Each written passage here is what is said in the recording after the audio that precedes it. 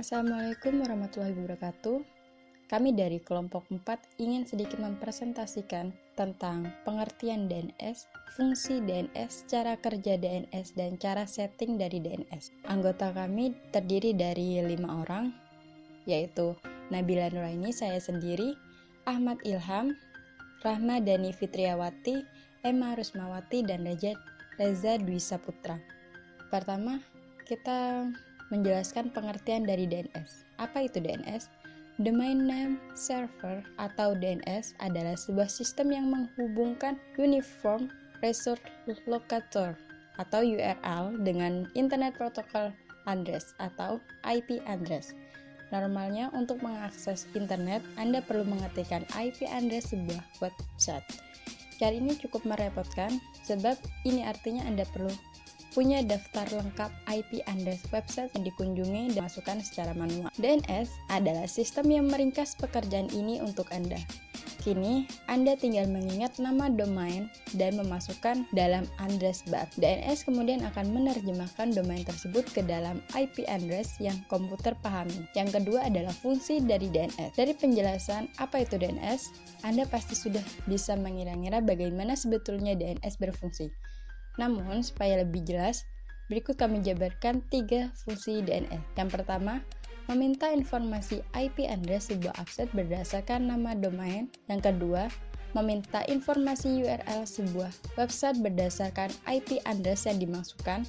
Yang ketiga, mencari server yang tepat untuk mengirim email. Itulah ketiga fungsi dari DNS yang bekerja secara otomatis ketika Anda sedang mengakses internet. Selanjutnya adalah kelebihan DNS. Berikut ini adalah beberapa manfaat pengguna DNS dalam aktivitas berinternet. Yang pertama, lebih mudah untuk berinternet. Dibandingkan mengingat deretan angka IP address, tentu akan lebih nyaman untuk mengingat nama website. Hadirnya DNS telah berhasil menjembati komunikasi antara pengguna internet dengan komputer. Yang kedua, lebih konsisten dalam penggunaan. Anda bisa menggunakan nama DNS yang sama meskipun ada perubahan pada IP address yang digunakan. Yang ketiga, lebih mudah dikonfigurasi. Saat menjadi kendala pada IP address yang digunakan, Anda bisa mengganti dengan IP yang berbeda dengan mudah. Cukup dengan melakukan update data pencocokan DNS dan IP address. Hal ini akan dijelaskan lebih lanjut pada cara kerja DNS yang akan kita bahas selanjutnya. Yang keempat adalah lebih aman. Ketika menggunakan sistem DNS, semua aktivitas transfer data online akan melalui server DNS yang lebih terjaga keamanannya. Sistem tersebut akan mencegah upaya peretasan yang coba dilakukan oleh pihak tidak bertanggung jawab. Selanjutnya adalah cara kerja DNS. DNS bekerja dalam tahapan-tahapan. Dimulai proses meminta informasi atau DNS query, kemudian dilanjutkan dengan tahapan-tahapan lain seperti DNS recursive, root name server, TLD name server, hingga authoritative name server.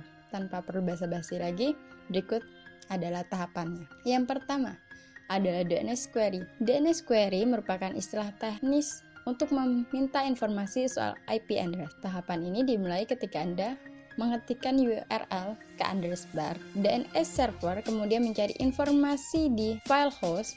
Jika informasi yang dicari tidak ditemukan, server akan berusaha mencari kepingan informasi atau rekam informasi yang pernah tercatat di sistem. Dalam tahapan awal ini sendiri terdapat 3 jenis DNS query. Ketiganya adalah recursive query, iterative query, dan non-recursive query. Di bawah ini Anda bisa temukan pengertiannya. Recursive query, user memberikan hostname yang mana kemudian DNS resolver harus diberikan jawaban. Ada 2 kemungkinan jawaban yang diberikan. Pertama, DNS akan menyediakan informasi relevan setelah mencari di root server ataupun authoritative name server.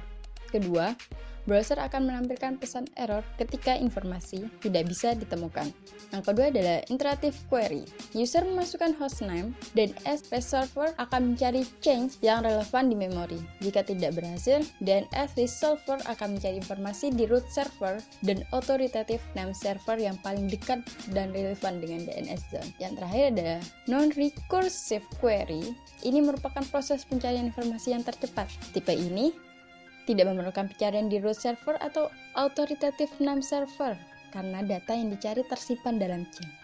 Tahapan selanjutnya dari cara kerja DNS adalah DNS Recursive atau DNS Recursive Resolver. DNS Recursor merupakan tahapan pertama pencarian informasi. Ketika user masukkan URL dan tidak menemukan hasil yang valid di change, sistem akan mencari informasi dalam chat penyedia internet atau internet server provider. Yang ketiga, root name server. Katakanlah informasi yang Anda cari tidak bisa ditemukan di ISP. Maka kemudian, sistem akan mencari informasi yang Anda butuhkan ke root name server. Root name server merupakan semacam database yang menjawab pertanyaan soal nama, domain, dan IP address. Server ini tidak memiliki jawaban tepat untuk informasi yang dicari. Akan tetapi, server ini bisa meneruskan permintaan informasi ke pihak yang lebih mengetahui. Di dunia ini terdapat 13 root server yang bekerja.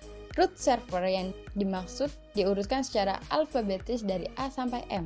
Root server semacam ini dikelola organisasi seperti Internet System Consortium, VeriSign, ICANN, the University of Maryland, and the US Army Research Lab.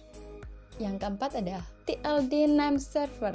Dari root name server, sistem akan membaca jenis informasi yang dicari dari top level domain. Setiap TLD seperti .com, .org, .edu, .id, .eu, dan sebagainya memiliki server yang spesifik. Dengan membaca informasi ini, sistem bisa meneruskan pencarian informasi ke server yang benar-benar memiliki data yang dicari.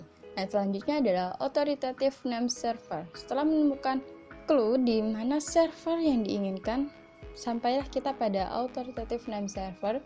Jenis server satu ini memiliki semua informasi lengkap soal situs web yang dituju. Ketika informasi yang diminta sesuai dengan hasilnya, maka browser akan menampilkan situs web atau halaman yang Anda minta di awal.